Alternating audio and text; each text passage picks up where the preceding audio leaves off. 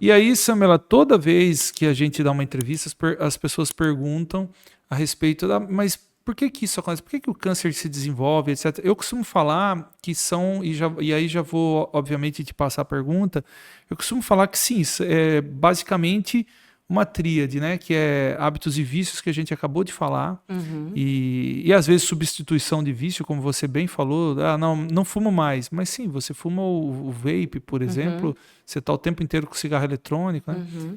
E que trouxe algumas outras coisas, inclusive infecção pulmonar grave, com derrame pleural e Com etc., que a gente viu em certeza. jovem, artista e Uhum. etc.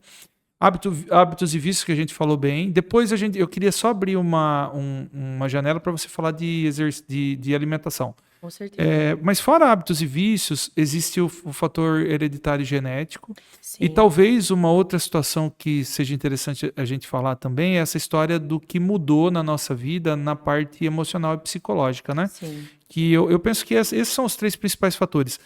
Antigamente, Estresse. exato, mas você assim, você se submete mais ao estresse hoje em dia. Sim. Porque o que se passa, e eu sou um crítico disso, é que, e infelizmente a gente não consegue viver sem. A gente hoje tem, por exemplo, no celular, com as redes sociais, etc., você está 20 constantemente expostos, obviamente, às benefícios do que estão lá, Uhum. mas a parte ruim, a parte deletéria das mídias sociais, você tá. Eu vou te dar um exemplo. Você falou, eu sou milênio, eu sou geração X antes da sua. E aí os baby boomers antes da gente. O que se passa é que baby boomer, a gente geração X, vocês ainda millennials e etc. A gente ainda chegava em casa e ia brincar na frente de casa e Uhum. você Muito. conversava com a família à noite, você tinha os amigos Jantava e conversando na exatamente isso é. mesa. E você ia dormir, você lia um livro. Na verdade, o Exato. livro não, a verdade o livro às vezes te dá sono, né? E não te Uhum. gera insônia. Hoje com o celular, você tá na cama, primeiro que a gente acaba não se conversando, você tá na cama, você tá buscando informação antes de dormir.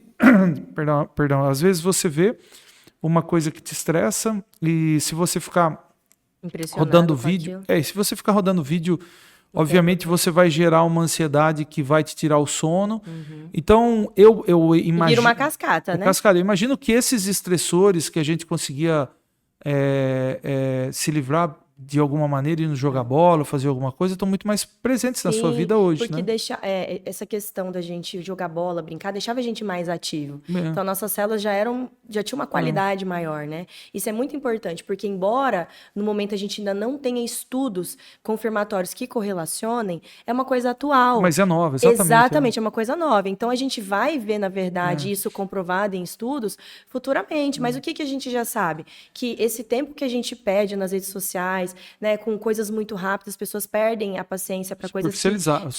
superficializadas, elas geram um estresse de neurotransmissores no cérebro, um excesso de dopamina, que a gente tem tentado evitar. E a pediatria sabe muito sobre esse assunto, porque estuda esse fenômeno nas crianças há mais tempo do que nos adultos.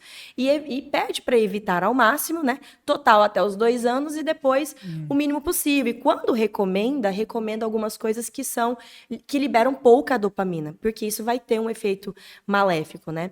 E eu acho que isso já está bem abordado. E voltando a falar, então, da questão da alimentação em relação ao câncer de mama, o que nós temos de alimentos, assim, que realmente fazem muito mal, que não trazem benefício a ninguém, né? São os alimentos ultraprocessados. Sim. Então, você vai ler ali nos ingredientes, vão ter alimentos que têm muito conservantes, são alimentos cancerígenos. Também os embutidos. Então, o costume, a rotina de comer presunto todos os dias, que é Puxa uma vida. coisa frequente, né? É. No prato, na mesa do brasileiro, no café da manhã, mortadela, salsicha, gente, salaminho, quem não gosta, né? Então, isso sim, eles têm, inclusive, um agente chamado nitrosamina, que aumenta o risco não só para câncer de mama, mas para todos os cânceres. Aliás, tudo que a gente falar aqui, pode ter certeza que se aplica a todos os outros cânceres, Eu ia né? dizer Não exatamente. é só para câncer de Sim. mama. E, além disso, também já é bem comprovado que a alimentação, excesso de carne vermelha, né? A carne vermelha é a carne mais cancerígena, que a gente deve reduzir o consumo. E isso a gente observa muito no Brasil, que é um campeão de consumo de carne vermelha no mundo. Então, essa redução teria que ser para 3 vezes na semana, no máximo. É o recomendado, né? E além do uso da carne vermelha, a cocção, o cozimento em altas temperaturas. Sabe aquele alimento que você cozinha e chega, faz uma crosta preta, marrom, preta? Aquela crostinha ali, a substância que ele elimina ali naquela crostinha muito cozida, que é em alta temperatura, inclusive até em air fry, essas coisas assim, ela é cancerígena, tá? Não só para carne, mas para outros alimentos também, e a gente deve evitar isso, tá? Então, além disso, o que seria o ideal, né? É a dieta que o Buzaide fala, a dieta divina, né? A gente vai dar esse exercício prático para vocês. Então, assim, vocês vão olhar para o alimento e falar, foi Deus que fez? Foi. Não fez? Não pode. É mais ou menos assim. Então, arroz, o feijão, foi Deus que fez. Vamos comer a laranja, fruto, legume, a verdura. Entende? Agora pega uma salsicha, foi Deus que fez? Não. O álcool, foi Deus que fez? Não foi. É mais ou menos isso. Mas traduzindo um pouco mais cientificamente, gente, eu costumo dizer que é quase assim uma dieta mediterrânea, né? Composta de gorduras boas, né? Compostas de carnes, não só carne vermelha, mas muita carne branca e fibras.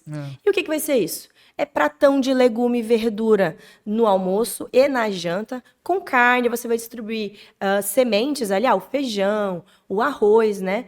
E, além disso, as frutas, né? Porque a gente está falando hoje aqui, a gente está falando de dieta restritiva para perder peso, para ganhar massa. A gente não está falando disso.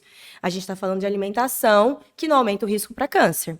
Para deixar bem claro, Mas né? automaticamente, quando você muda e faz uma dieta saudável, você acaba perdendo peso, isso é natural, Sim, né? mas aí se for muito restritivo, você tem que restringir às vezes um pouco as frutas, porque tem muita frutose e tal.